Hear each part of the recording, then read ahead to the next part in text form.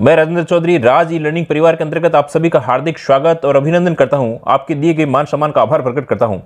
आज अपने जो पिछली क्लास थी उसके अंतर्गत जो अपन अध्याय 12 पढ़ रहे हैं और अध्याय 12 के अंतर्गत 200 से लेकर के 297 तक जो धाराएं हैं उसी कड़ी के अंतर्गत 200 से लेकर के 209 तक अपन ने धाराएं पढ़ ली थी। और आज अपन जो क्लास है वो 210 से लेकर के 220 तक धाराएं लेंगे। तो इसके अंतर्गत पूरे टिके हुए रहना है। क्लास के अंतर्गत बिल्कुल आपको शॉर्ट नोट्स मिलेंगे, क्लास में आपको शॉर्ट नोट्स मिलेंगे। इसके अलावा पूरे मैटर को पूरा कंसाइज करके आपको इस प्रकार से रिपीट रिवीजन, जो काम आप 4 घंटे में करोगे उसी काम को अपन अभी 20 मिनट के अंतर्गत किस प्रकार से करते हैं देखिए। फटाफट कुछ रिकॉल भी करेंगे पुरानी क्लास का। 1 मिनट आपका मोटिवेशन का।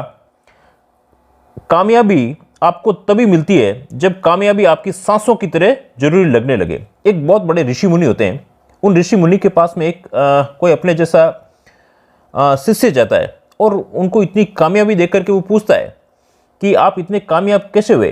तो वो कहते हैं कि मैं तुझे भी सीक्रेट बता सकता हूँ कि ये सीक्रेट क्या है। तो वो सोचता है कि इतने बड़े गुरु हैं, कुछ न कुछ पता नहीं क्या सीक्रेट बताएंगे।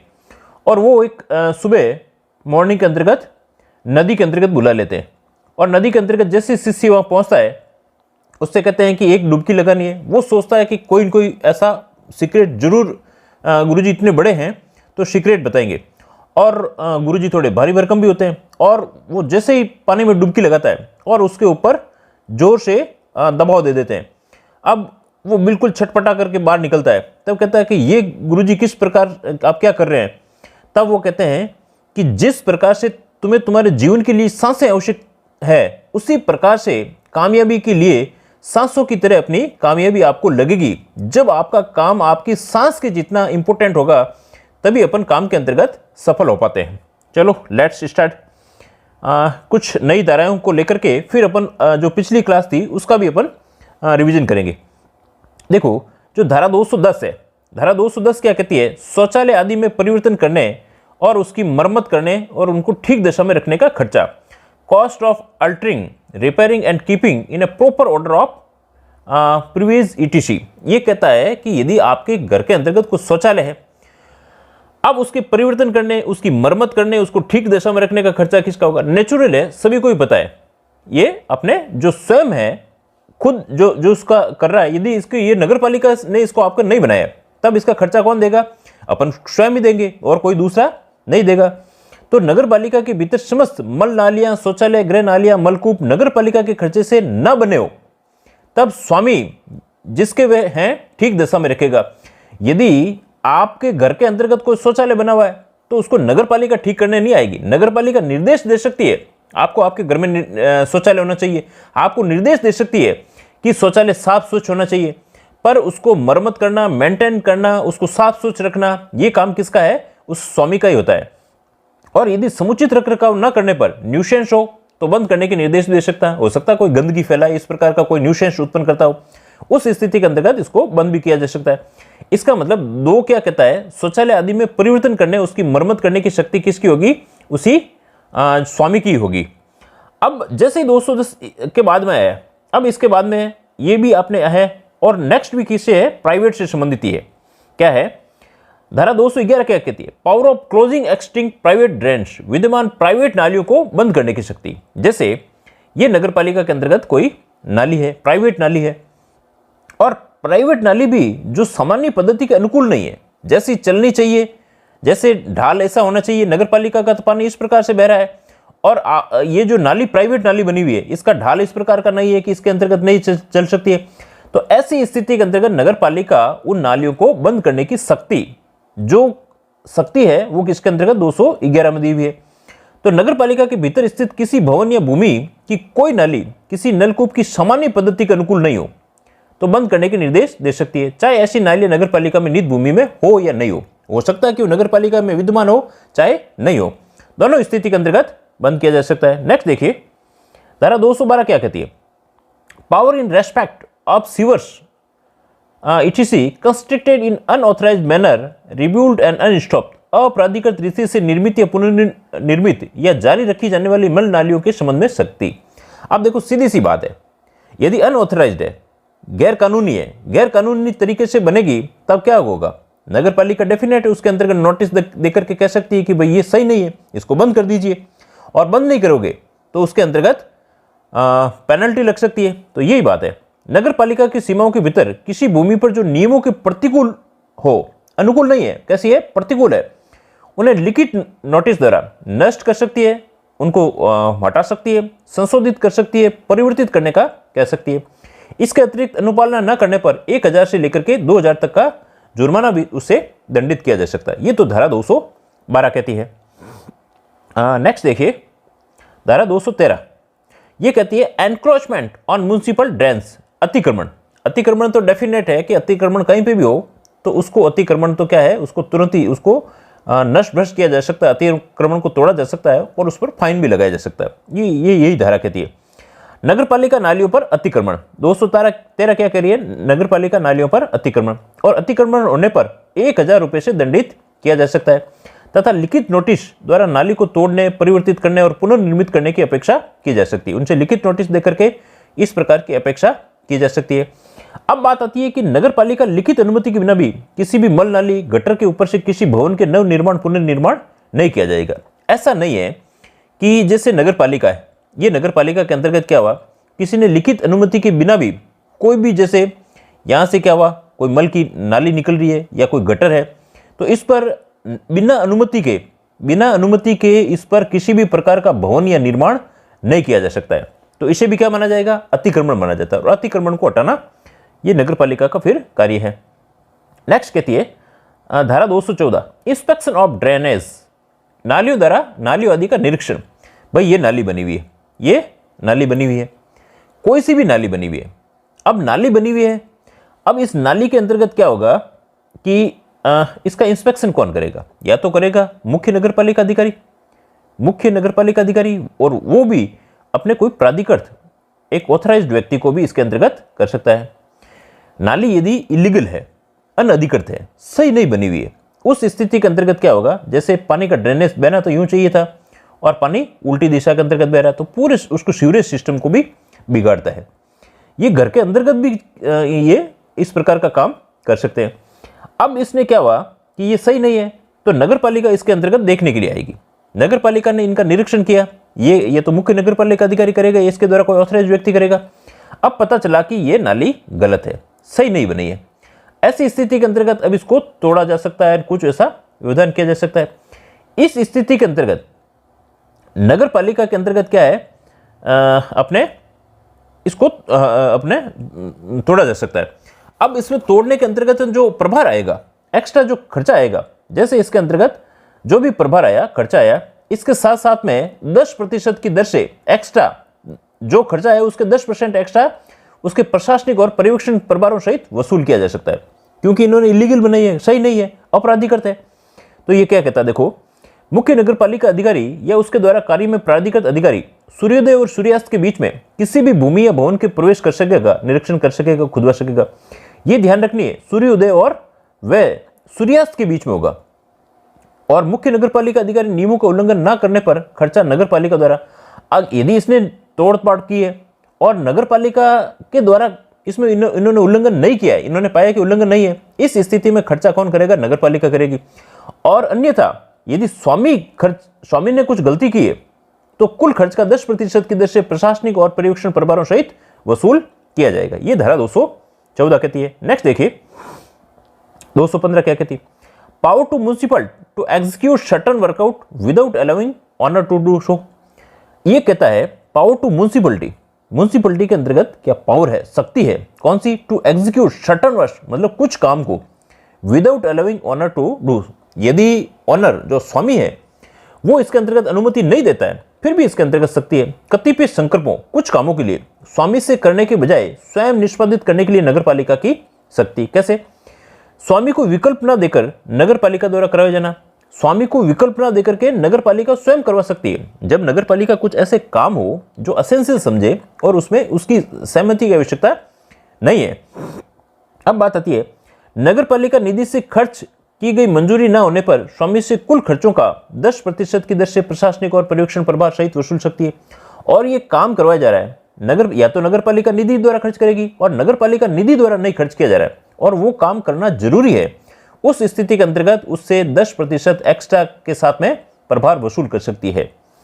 अब बात आती है प्राइवेट भवनों या भूमियों की जल निकासी के लिए निकाले गए पाइप फिटिंग तब तक नगर पालिका की संपत्ति समझे जाएंगे जब तक भूमि मालिक को हस्तांतरण ना किए दिया जाए।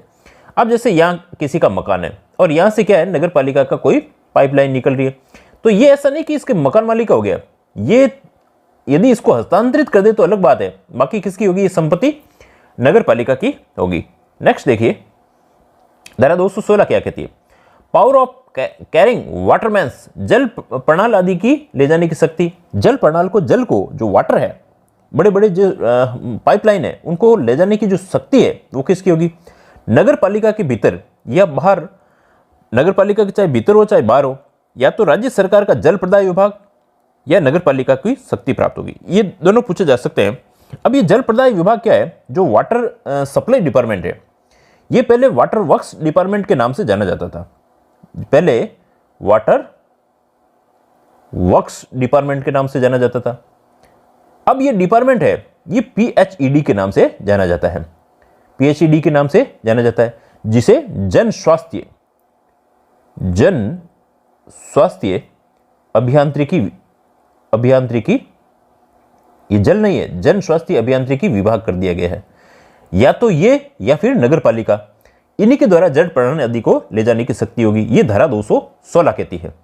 नेक्स्ट देखिए धारा 217 क्या कहती है, special provisions relating to trade effluent. अब बात करता है कि व्यवसायिक बहिस्त्राव के संबंध में विशिष्ट उपबंध। जैसे यहाँ कोई फैक्ट्री है, अब फैक्ट्री किस में होगी, यहाँ आपके नगर पालिका की नाली बह रही है, तो ये इसके अंतर्गत फैक्ट्री का जो गंदा कचरा है वो उसमें बहाने के लिए वो नगर पालिका से अनुमति से ही नगर पालिका की नाली में कोई व्यावसायिक बहिस्त्राव किया जा सकता है, नहीं तो नगर पालिका की नालियां रुक सकती है। इस प्रकार के कारण भी ये नहीं होने देते हैं। नेक्स्ट देखिए धारा 218 क्या कहती है, धारा 218 कहती है special provisions regarding drainage to trade effluent. व्यावसायिक बहिस्त्राव में, अब देखो उसमें व्यावसायिक बहिस्त्राव ही था खाली, और इसमें जल निकासी से संबंधित उपबंध किए गए हैं। देखो 217 में ये, 218 में जल निकासी से संबंध है, तो इसके अंतर्गत क्या होगा, मुख्य नगर पालिका अधिकारी की राय से यदि समुचित उपाय ना होना, शुद्धता का ना होना, आपत्तिकारक होना, उसमें कोई न कोई पानी के अंतर्गत अच्छा नहीं पानी है, तब मुख्य नगर पालिका अधिकारी लिखित नोटिस द्वारा बहिस्त्राव को रोक सकता है। जो पानी बह रहा है फैक्ट्रियों के द्वारा उसको रोक सकता है। नाली में छोड़ने से पूर्व शोधन करे, उनको कह सकता है कि आप फिल्टर करिए, और शोधन यंत्रों का उपयोग ढलान और निकासी के साथ में लगाए। इसके साथ साथ में ऐसा ये शोधन यंत्र है वो कैसे लगाए जाएंगे, ढलान के अंतर्गत लगाए जाएंगे, जिससे आसानी से पूरा शोधन हो सके, और समय पर उसका नवीनीकरण वगैरह भी करना होगा। ये धारा 218 कहती है।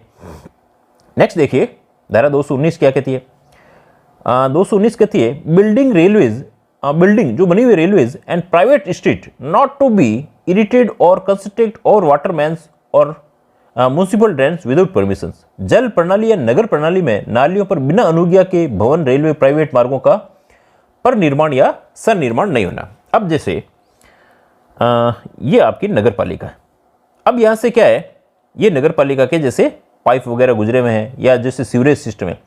अब यहाँ यदि रेलवे गुजर रहा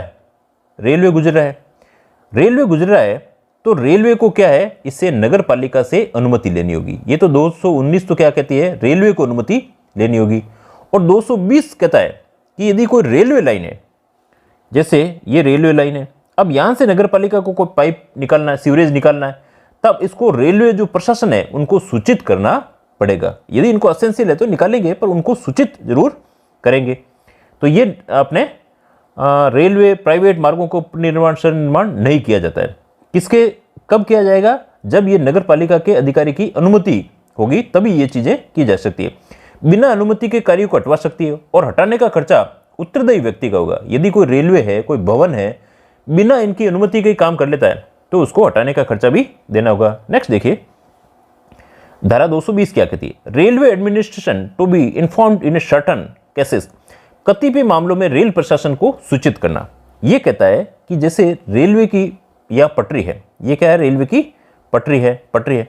अब यहां से कोई सीवरेज सिस्टम है, तब उसको नगर पालिका को, रेलवे प्रशासन को भी क्या है, सूचित करना पड़ेगा और नगर पालिका के खर्चे से ये काम किया जाएगा। ऐसा इसमें नहीं कि रेलवे के नीचे से निकल रही है तो रेलवे प्रशासन इसके अंतर्गत देगा।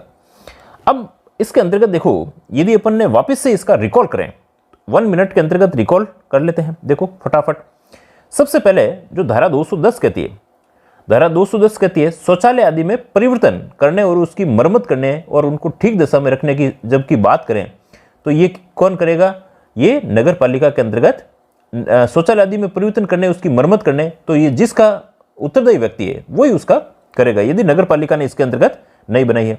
नेक्स्ट इसके अंतर्गत कहता है, ये तो बन गई। 211 कहता है विद्यमान प्राइवेट नालियों को बंद करने की शक्ति कौन कर सकता है, तो नगर पालिका कर सकती है 211 में। इसमें सिर्फ टाइटल याद रखिए। 212 क्या कहता है, अपराधिकृत रीति से यदि इलीगल कोई चीज बनी हुई है तो नगर पालिका उसके अंतर्गत नोटिस देकर के उसमें संशोधन, परिवर्तन ये सब करवा सकती है और न करने पर 1000 से 2000 तक का जुर्माना लगाया जा सकता है। 213 क्या करती है, नगर पालिका द्वारा यदि अतिक्रमण है उस स्थिति के अंतर्गत 1000 रुपये से दंडित किया जा सकता है और उसके जो भवन के निर्माण और पुनर्निर्माण लिखित अनुमति के बिना उसके अंतर्गत नहीं किया जाएगा, अतिक्रमण को मिटाया जा सकता है। नेक्स्ट 214 क्या कहती है, नालियों आदि का निरीक्षण कौन करेगा, मुख्य नगर पालिका अधिकारी या इसी के कार्य के द्वारा जो प्राधिकृत व्यक्ति है, और सूर्योदय और सूर्यास्त के बीच में इसकी कार्रवाई होगी। और यदि कोई न कोई काम के अंतर्गत इलीगल काम है, अपराधिकृत काम है, तो वहां 10% एक्स्ट्रा प्रशासनिक और पर्यवेक्षण सहित वसूला जाएगा। वो खर्चा तो वसूला जाएगा ही जाएगा, उसके 10% एक्स्ट्रा वसूला जाएगा। नेक्स्ट देखिए 215 क्या कहती है, कतिपय संकल्पों को स्वामी की करने के बजाय स्वयं निष्पादित करने की नगरपालिका शक्ति। 215 के अंतर्गत ये स्वयं कर सकती है, स्वयं ये कर सकती है। और इसके अंतर्गत भी क्या है, यदि कोई नगरपालिका निधि में खर्च नहीं कर रहे हैं तब वह स्वामी से 10% एक्स्ट्रा क्यों लिया जा रहा है, कोई प्रशासनिक और पर्यवेक्षण के तहत हो। 216 क्या कहती है, जल प्रणाली आदि को ले जाने के लिए या तो सरकार द्वारा जल प्रदाय विभाग जो पीएचडी डिपार्टमेंट है या फिर नगरपालिका की शक्ति होगी। 217 क्या कहती है, व्यवसायिक बहिस्त्राव जो फैक्ट्रियों के द्वारा कोई कचरा है उसको निकालने के लिए उसको स्त्राव किया जा रहा है तो उसे नगर पालिका की अनुमति देनी होगी। 218 क्या कहती है, इसी के अंतर्गत जल निकासी जोड़ दिया 218 में। तो व्यवसायिक बहिस्त्राव में जल निकासी संबंधी विशेष उपबंध, यदि समुचित उपाय नहीं है तो वहां पर उसको बंद किया जा सकता है, उसको छोड़ने से पहले शोधन किया जा सकता है। शोधन यंत्र ढलान वाले निकासी के स्थान पर लगाए जाते हैं और समय समय पर इसका नवीकरण किया जाता है। नेक्स्ट देखिए 219 क्या कहती है, धारा 219 कहती है कि जो जल प्रणाली है और नगर पालिका नालियां हैं, यदि कोई भवन, रेलवे, प्राइवेट मार्ग है पर निर्माण सनिर्माण नहीं किया जाना, यदि किया जाएगा रेलवे का, इनका किसी का भी कोई निर्माण करती है तो ये नगर पालिका से अनुमति लेती है। नेक्स्ट, यदि रेलवे के अंतर्गत अपन काम कर रहे हैं, रेलवे प्रशासन को सूचित करना होता है कतिपय मामलों में, कुछ मामलों में जब रेलवे लाइन के आर पार नाली ले जानी हो उस स्थिति के अंतर्गत ऐसी कंडीशंस की जाती है। तो ये धारा 210 से लेकर के मुश्किल से इसके अंतर्गत 15 मिनट लगे हैं। अब इसके कुछ एमसीक्यूज देख लेते हैं। राजस्थान नगरपालिका अधिनियम 2009 की धारा 220 के अंतर्गत रेलवे लाइन के नीचे से जल निकासी पर किसे सूचित किया जाता है। रेलवे लाइन के नीचे से अपन निकाल रहे हैं तो कौन किसको करेंगे, रेलवे प्रशासन को। 220 के अंतर्गत ऐसी बात कही गई है। अब इनमें जिला कलेक्टर वगैरह इनका कोई औचित्य नहीं है। नेक्स्ट देखिए, राजस्थान नगरपालिका अधिनियम 2009 की धारा 216 के तहत जल प्रणाली ले जाने की शक्ति किसके अंतर्गत होगी, तो जिला कलेक्टर का कोई रोल नहीं है। जल प्रदाय विभाग जिसका अब नाम क्या है, पीएचडी है, जन स्वास्थ्य अभियांत्रिकी डिपार्टमेंट, पीएचडी, और नगर पालिका दोनों बी और सी इसके अंतर्गत क्या आ जाएगा, डी ऑप्शन आ जाएगा। नेक्स्ट देखिए, राजस्थान नगरपालिका अधिनियम 2009 की धारा 214 के तहत अनअधिकृत निर्माण पर पाए जाने पर नगर पालिका कितने प्रतिशत का प्रभार वसूल कर सकती है, तो इसके अंतर्गत एक्स्ट्रा प्रभार वसूल कितना किया जा सकता है, कितने प्रतिशत प्रभार लगा सकती है, तो 10% प्रभार लगाया जा सकता है। ये एक्स्ट्रा प्रभार है, ये एक्स्ट्रा प्रभार है।